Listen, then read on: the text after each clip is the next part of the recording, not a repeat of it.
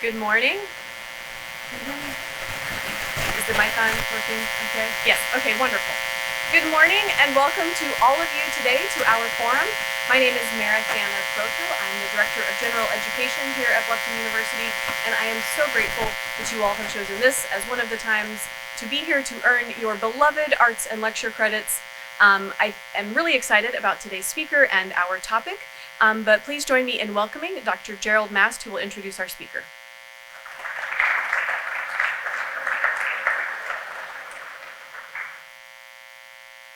I'm delighted to introduce Dr. John Roth as our forum speaker this morning. In this Anabaptism at 500 anniversary year, John Roth is in high demand across the country and around the world. And so we are quite fortunate to be on his crowded speaking calendar not just once, not just twice, but 3 times. Last week on March 9, John came to Bluffton to help us celebrate the publication of the Anabaptist Community Bible. And next Sunday, March 23, John will be back to help us celebrate the new devotional book of scripture, artwork, and poetry entitled Drawing Near. These 2 new books, the Anabaptist Community Bible and Drawing Near, are books for which John served as editor, and these are books that are playing a significant role in helping Mennonites and other Anabaptist communities celebrate 500 years of Anabaptist life during this anniversary year. Because Bluffton University has been part of 500 years of Anabaptist life for 125 of these years, it is fitting that Bluffton faculty, students, and alumni have contributed to these 2 important books.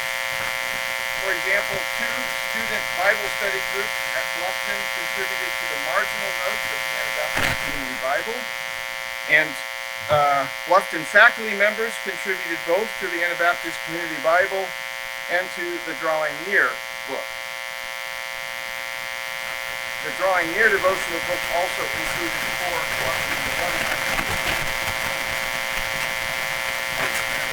Bluffton has been key to this project, in large part because of the collaborative leadership skills that John brings to his role as topic director for MennoMedia's Anabaptism at 500 resources. Skills that are focused around drawing the Anabaptist circle wide and of extending the Anabaptist table. Through my own involvement in Anabaptist studies, I have had the opportunity to witness John's inclusive leadership habits during much of my academic career, partly through the many meetings and conferences we both attended in connection with the work of the Mennonite Historical Society. More recently, I had the opportunity to serve on the Anabaptism at 500 advisory group, which John chaired. These meetings were among the most collaborative experiences I have had, largely due to John's attentive and inclusive leadership, which somehow combines patience for divergent opinions with momentum toward informed decisions. This is a difficult thing to combine. Clearly, I'm not the only person who recognizes and appreciates John's leadership skills. He has served in numerous leadership roles for Mennonite World Conference, including as coordinator of the Faith and Life Commission, director of Renewal 28, which is the global version of Anabaptism at 500, and coordinator of ecumenical relations. John has also managed to maintain relationships with a broad range of Anabaptist communities and networks, many of which refuse in principle to be in relationship with one another. The busy speaking calendar I mentioned earlier takes John across the many divisions of Anabaptist communities, where people with quite different approaches to being Anabaptist appreciate John's scholarship and speaking. Perhaps most importantly for this audience today, John spent nearly 4 decades teaching history at his alma mater, Goshen College, from which he graduated in 1981 with a major in history, and where he made his mark as a beloved and consequential professor after earning graduate degrees in history from the University of Chicago. During much of his career as a history professor at Goshen, he also served as director of the Mennonite Historical Library and editor of the Mennonite Quarterly Review. Throughout his career, John authored or edited around 24 books and many more articles directed at both academic and popular audiences, all of them focused on some aspect of Anabaptist history, belief, or practice. John is what Italian social theorist Antonio Gramsci called an organic intellectual, that is, a scholar whose research and teaching contributes to the well-being and thriving of a specific social community, in this case, Anabaptist networks and communities. John's topic today reflects this commitment to the use of history for well-being and thriving.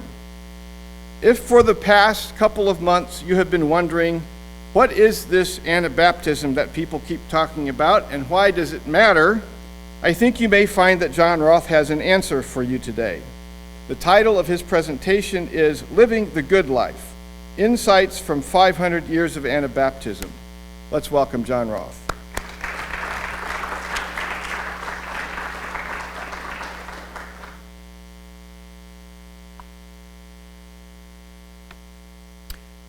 Good morning, and thank you, Gerald. It's an honor to be here this morning on the campus of Bluffton University in the presence of so many good people, many of whose names and stories I don't yet know. But I do thank you for allowing me to share briefly this morning, and I look forward, I hope there'll be some time to hear your own reflections and reactions. As you've heard, I'm a historian. By training, a historian of 18th and 19th century German social history, but I spent most of my career focused on the Reformation of the 16th century, and specifically on the Radical Reformation, a small group of visionaries who attempted courageously, naively perhaps, to live in ways shaped by the radical teachings of Jesus, including economic sharing and social equality and an affirmation of the dignity of all human beings, including their enemies. These radical reformers, who are sometimes called Anabaptists, were the forerunners of groups like the Amish and the Hutterites and the Mennonites, who have been closely associated with the history of Bluffton University. And as you heard, this year we are commemorating the 500th anniversary of the beginnings of the Anabaptist movement, which for me as a historian and for the global Anabaptist Church is a big deal. And Gerald Mast, one of your professors, as you've heard, has played a really significant role in those projects. Now, let's be honest. After more than 3 decades in the classroom, I know that the discipline of history, and maybe especially the history of a relatively small religious movement, isn't always greeted with wild enthusiasm. People sometimes think of history as boring, as mostly memorizing facts. Yet at our best, historians offer maps of the human experience. Of course, we can never reproduce the past exactly as it was. Map is never territory. But we hope that the picture that we offer of the past, which is always an interpretation, always simplified, will help orient ourselves within the complicated world in which we are living. Those maps can be extremely detailed, or they can step back and ask really big questions about the meaning and purpose in human experience. The courses that I taught always tried to do both. But along with Anabaptist Mennonite history, one of my favorite courses through the years, a course called What is the Good Life, was strongly oriented to the big view. How, we asked in that class, how have human societies answered the question, what does it mean to be human? What do we assume about human nature, about questions like justice and beauty and truth? Whether you're conscious about it or not, all of us ask the question, what is the good life? Oddly enough, our answer to that question is almost always revealed most clearly in moments of frustration or fear, in our awareness of the gap between what is and what ought to be. That awareness begins in infancy with something as elemental as hunger or discomfort or loneliness, a baby's outrage that something is wrong, that the world is not as it should be. Over time, that sense of frustration grows more complex. Children have an incredibly refined sense of what is fair. They recognize very early on that the world is full of injustices, large and small. As adults, all of us are keenly aware that our world is out of alignment. We look in the mirror and we don't like our bodies. Or we lay awake at bed at night and wonder if our life has meaning and purpose. We love social media, the power of connectedness, but we're also aware of our shrinking attention spans, of the epidemic of anxiety, the fragmentation of identity. As T.S. Eliot wrote, we are distracted from distractions by distraction. We're living in the midst of an impending climate crisis in which we are uncertain about the future of our planet. We're vaguely aware of a grinding war in Ukraine or of a humanitarian crisis in Gaza. The Me Too and the Black Lives Matter movements have laid bare a profound misalignment between basic human decency and the daily reality as it is experienced by far too many women and people of color. And if we're honest, there are even deeper and more systemic challenges that your generation is facing that will force you to ask the question, what is the good life? Let me take a moment to describe only two of my anxieties about the future. The first of these, which may surprise you, is artificial intelligence. Clearly, I'm not an expert in AI. I don't pretend to be one, but I know from what I've read and experienced that artificial intelligence is not going to go away, that it's an industry disruptor in the sense that it will bring profound changes to patterns of life and assumptions that we may have taken for granted. And like all transformative tools, from fire to the wheel, to the printing press, to fossil fuels, it has an amazing potential for good and a profound potential for havoc. If the additional wealth generated by the efficiencies promised by AI is distributed equitably, it could reduce the number of hours in the work week. It could allow for the early detection of many diseases. It could democratize entrepreneurial enterprises. It could boost productivity and facilitate cost reductions in almost every aspect of life. But there's also much to be concerned about. Not just that it will likely replace jobs that you are hoping to move into, but it will almost certainly increase the gap between the hyper-wealthy and those who are made redundant. And since AI draws for its knowledge base all that is currently accessible in the digital world, it has enormous potential to amplify disinformation, to further heighten social polarization, to infringe on privacy, and almost certainly exacerbate the confusion in our culture over the nature of what is true or what is real. In many ways, AI embodies the Enlightenment dream, the deep conviction of the social sciences that society can be managed by technology, that the essence of our humanity, not just our capacity to reason, but also our emotions, our empathy, our compassion, can be replicated by algorithms and computer codes. I have no idea what to make of doomsday scenarios that AI will somehow enslave or destroy humanity itself, but because it so effectively leverages information based solely on predictable and probable outcomes, I worry that it will make human personhood obsolete.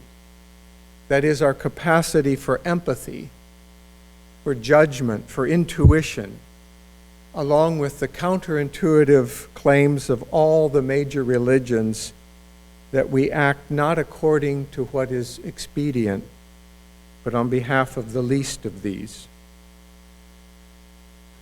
A second equally troubling question for me as I ask, what is the good life? This is a high-tension wire that is fraught in our culture with enormous political and ideological and emotional energy. That question is the current fracturing of our social contract.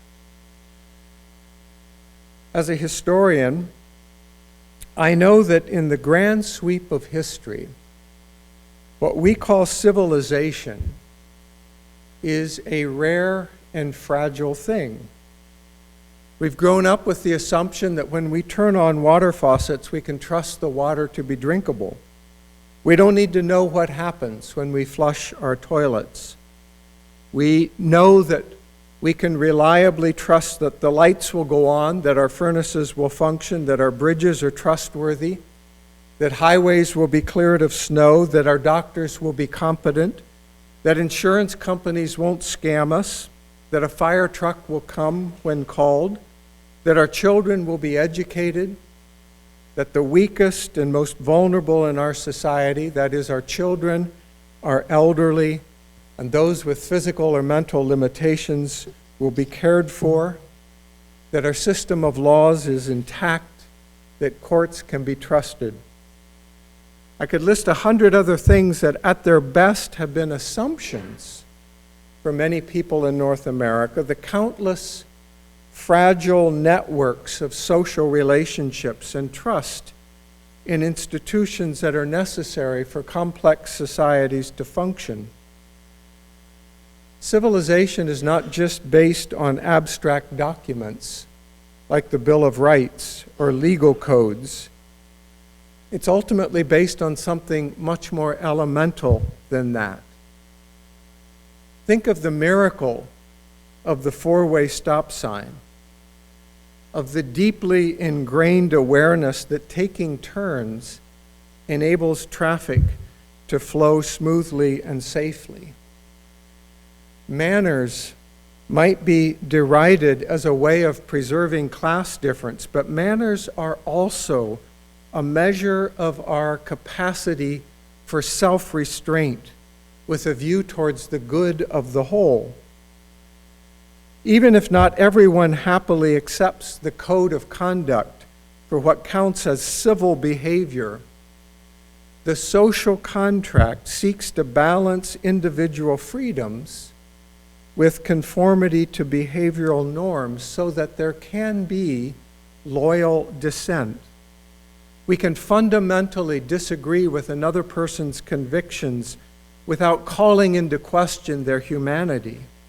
We can have orderly transfers of power even when our side has lost. That social contract, already deeply frayed, is now on the verge of collapsing. What we're currently witnessing in our public life is not just a disdain for institutions, whether it be public health officials, the judiciary, environmental regulatory groups, the IRS, the postal system, foreign aid, public libraries, to say nothing about the advocates for the weakest and most vulnerable in our society. but a gleeful dismantling of those institutions at the highest level. The capacity to recognize the possibility of loyal dissent, the notion of our country as a shining light on a hill, a beacon welcoming to all, a recognition that public power must always be limited, all of that seems increasingly passé. We're no longer surprised by harsh, crude, and cruel language among our highest officials, often directed against the most vulnerable in our society. Coded and not so coded racist behavior has become publicly acceptable. We've come to accept language and rhetoric by public leaders that we would never tolerate in our churches, our homes, or our schools. When stable public institutions, when the slow work of legislation, the checks and balances of government collapse, when the ideals of equality under the law are subject to public disdain, when fear gives leaders a pass in their defense of white supremacy or open hatred toward the other, the vacuum will be filled, as it always has throughout history, by the raw reality of power, by a retreat to the clarity of absolute power and the reassertion of boundaries and a retrenchment of identity. Both AI and the collapse of the social contract raise the question of telos. What is the deepest meaning of life? What is your ultimate purpose? If the deep logic behind AI is the idolatry of reason, the deep logic behind a burn-it-down perspective on public institutions and traditions and rituals of behavior is a view of power as an end in itself, ultimately survival of the fittest, in which the only thing that matters is winning. But here's the paradox. What sounds like pessimism is actually the beginning point of utopian thought. Indeed, the moment that you recognize that the world is out of alignment, you are at the same time imagining an alternative future. Behind every no, behind every frustration and outrage is a yes that points to your expectation of how the world should be. Frustration is the grain of sand that has the potential of producing a pearl of hope. Our awareness of the gap between what is and what ought to be invites us to reflect more intentionally on our assumptions about the good life, to name the yearning that we feel deep inside, to bring into focus the source of our hopes and expectations of the world as it should be.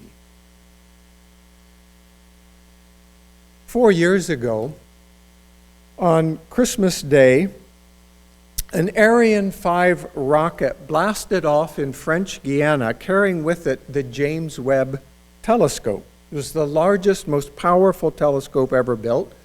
More than 20 years in development, built at a cost of $11 billion, with the promise that once it had traveled 1 million miles and found its way to a gravitational sweet spot between the Earth and the Sun, it would be capable of capturing light from the most distant parts of the universe. In effect, seeing events that happened 13 billion years ago as the galaxies were first being formed.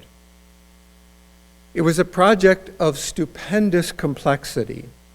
18 hexagonal mirrors, 3 stories high, wide as a tennis court, all folded 12 times into the payload of the rocket with origami-like precision. there were 344 discrete points of possible failure in the deployment, but the last and absolutely essential step was to align the 18 mirrors so that they were able to function as a single mirror. It required incredible precision. And it was accomplished only by pointing all the mirrors towards one bright, isolated star, a star in the constellation of Ursa Major, and then adjusting each mirror in such a way that this star came into focus as a single image. If the mirrors are not aligned, the Webb telescope becomes little more than a very expensive piece of technology, junk really, moving without purpose within the vast distances of outer space. Now, each of you is far more complex, I'm happy to say, than the Webb telescope. But you face a similar challenge as you look to the future. What star is going to align the focus of your life? What is the ultimate purpose or meaning, what the Greeks called telos, that will give your future a focus, that will make your choices meaningful rather than impulsive or random? What understanding of the good life will enable you to align your one precious life with what really matters as you seek to close the gap between the world as it is and the world as you yearn for it to be? You know, beneath all the computer programs that we operate every day, as I understand it, there is a deep underlying code upon which the whole system rests. We don't think about that code very often, at least I don't, but it's still there, ultimately driving the logic, the potential and the limitations of everything above it that I see and interact with. For some of us, the deep code that is driving our life, that we don't think about but it's there, is the biological imperative of survival, driven ultimately by coercive force. The only way we can close the gap between what is and what ought to be is through violence. This is the assumption behind most Hollywood action movies. It's the vision of Marvel Comics, of Jack Reacher and John Wick. Those of us who are educators often assume that reason is the crucial quality that separates us from the animal kingdom. Reason, which is accessible to all human beings, will enable us to rise above our instinct and our impulse, to close the gap between what is and what ought to be by planning and organization. That's the great dream of the Enlightenment and the social sciences and of artificial intelligence. There's no question but what both reason and the biological impulse to survival are realities in our world and in your own experience. But I'd like to suggest today that the Christian faith and the Anabaptist tradition in particular invites you to consider another way of looking at the world, another way of answering the question, what is the good life? It's a story rooted in the Christian tradition, but accessible to everyone, that offers you a map for making sense of the world, both as it is and as it ought to be. As you continue your studies here at Bluffton and prepare to move into the next exciting chapters of your life, I invite you to consider this story of the good life, regardless of whether or not you identify yourself as a Christian. The story starts with a claim about what it means to be human. Human beings, all of us, are created for relationships. At the core of our being, we yearn to live in intimacy, in harmony, in transparency, in vulnerability, in trust with God or with the divine, with each other, and with the natural world in which we live. That's our deepest purpose in life. We were created for love. And then that story moves on to a sober-minded recognition of the world as it is. We are, all of us, misaligned. We are confused about our true purpose. In the biblical narrative, Adam and Eve hide from God. They recognize that they are naked. They hide from each other by clothing themselves. Already in Genesis 3, we have an account of violence in which they treat each other as objects. We learn that they're at odds with creation itself. And the rest of the story is an account of human beings trying to figure out what does it mean to be restored to the purpose for which we were made, which is trust and intimacy and vulnerability with God, with each other, and with creation. What does alignment with the world as it ought to be look like? What's the nature of the good life that a Bluffton University education, rooted in a 500-year-old religious tradition, tries to capture? 3 really simple, but I think profound considerations for you to consider. The first is that you are loved fully and unconditionally. There are lots of people in our culture who go through life with a deep sense of inadequacy, a paralyzing fear of being rejected, of saying something stupid, of being ignored. This is not a small matter. I think all of us know friends who are seemingly trapped in endless cycles of drug addiction or depression or alcohol abuse, who struggle with those haunting voices of inner doubt.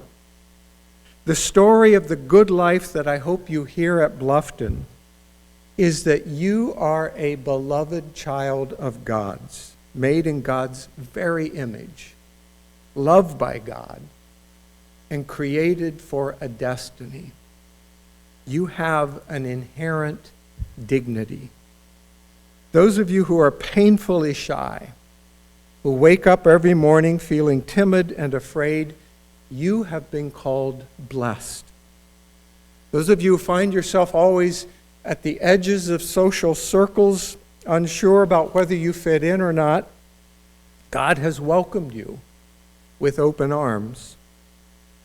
Those of you who have experienced intense pain in your life, who have been used and abused by others, those of you who are fatherless, who feel cut off from your family and friends, who have lost loved ones and are feeling alone, you need to know that you are loved by God. This is not a sentimental love of romance novels or Hollywood movies. You don't have to be beautiful or smart or physically fit or even a good person. In fact, God's love has no conditions at all. The Christian language for this love is grace, in which we can't pretend away all of our imperfections and our flaws and our weaknesses, our anger and our self-loathing, our fears, all the bad things we've done, and yet you are still loved. What is the good life? It is the embrace of God's unconditional love. A second theme that has been central to the 500-year-old Anabaptist tradition, part of the good life, is that the truth will set you free, which I think is the motto of Bluffton University. That sounds grand, perhaps, but we live in a world filled with illusions. Some of those illusions are foisted on us from the outside. Commercials trying to convince you that you would be happier or healthier or more popular or better off if only you had their product.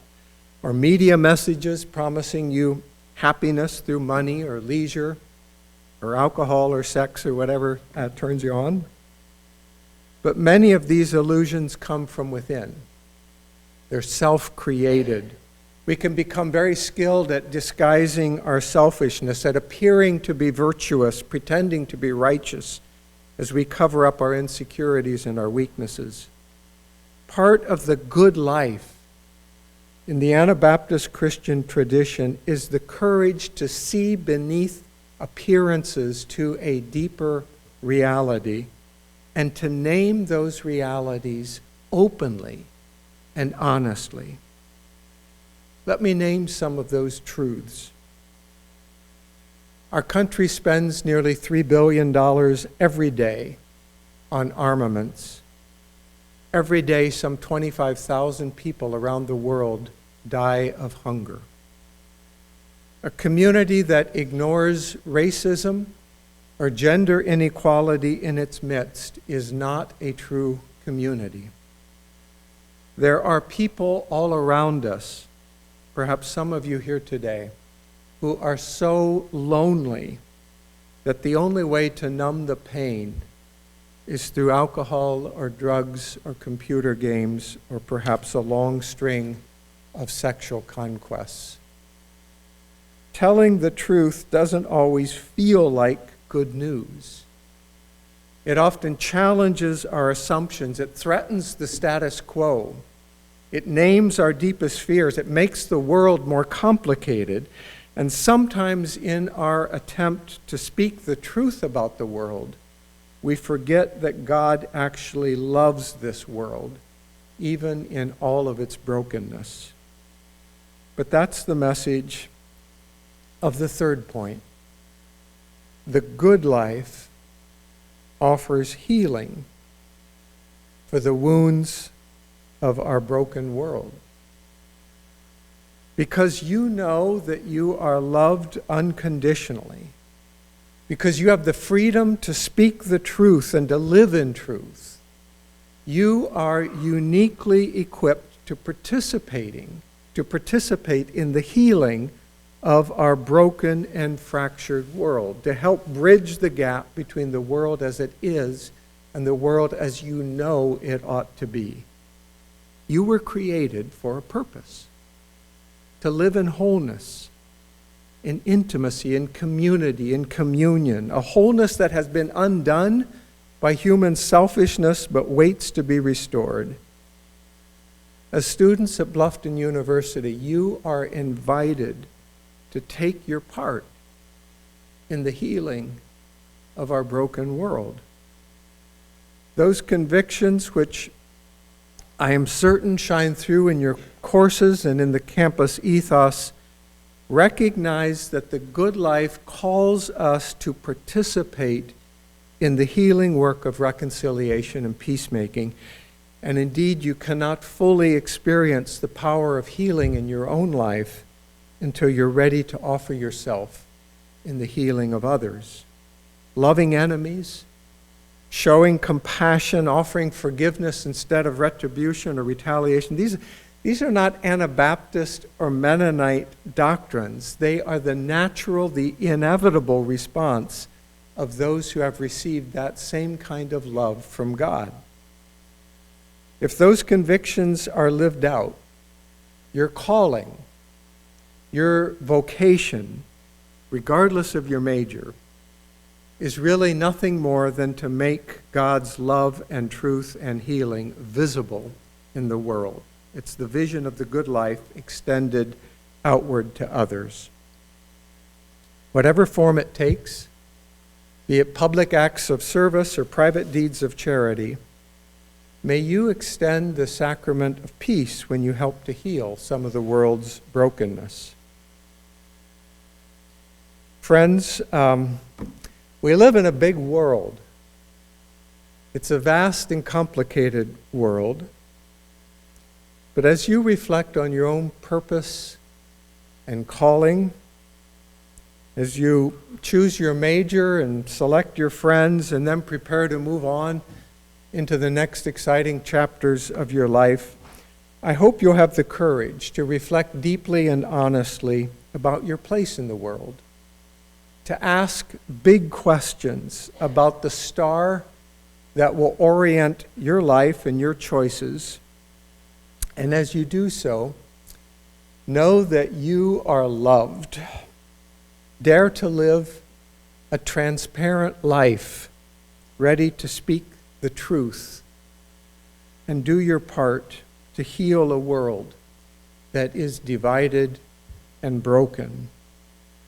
And may you find joy in that journey.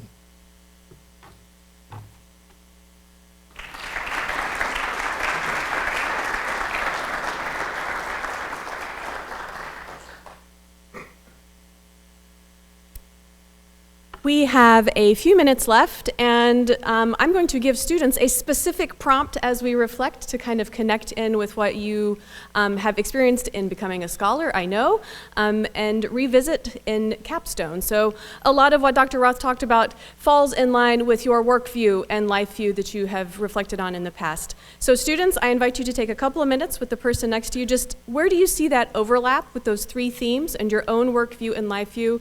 And for others for whom you have no idea what I'm talking about, take a couple of minutes and have a conversation to come up with a question or two.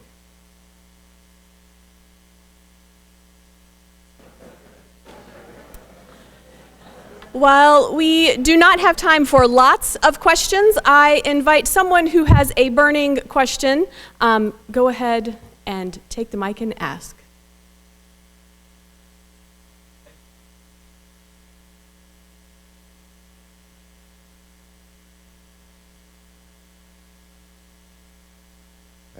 Testing. Thank you, Gerald. So you had mentioned some anxieties that you have with artificial intelligence and the things that it could do. But what are your thoughts and maybe some goals that you have in terms of peace building and peace building that's rooted in Anabaptist values? Well, I am a great believer in local associations as the foundation for peace building. And so my impulse, I have these big thoughts about artificial intelligence. I don't know, maybe 10 years from now we'll look back and say, no, you were a lot of worry about nothing.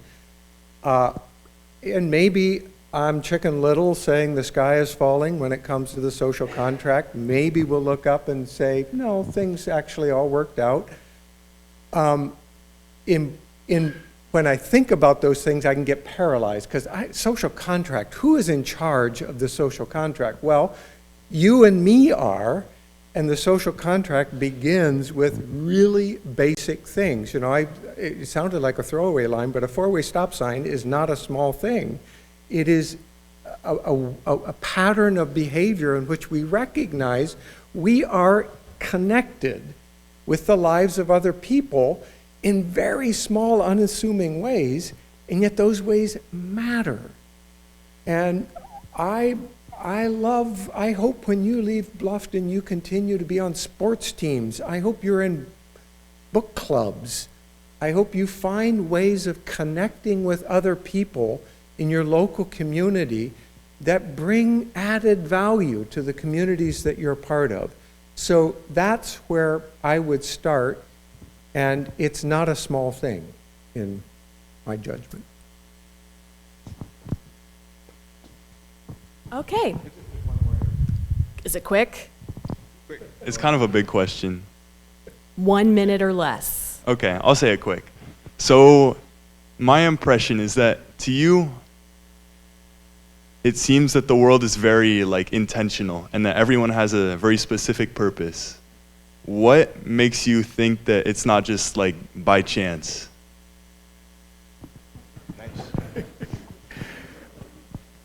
It is an option. I mean, that's probably somewhere in the back of your mind when you're laying awake in bed at night and wondering, Does my life have any purpose or meaning? Is there any pattern to this, or is it really just random?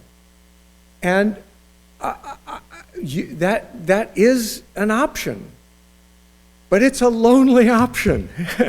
And I'm ready to stake my bet on love. I think love is, it's fragile.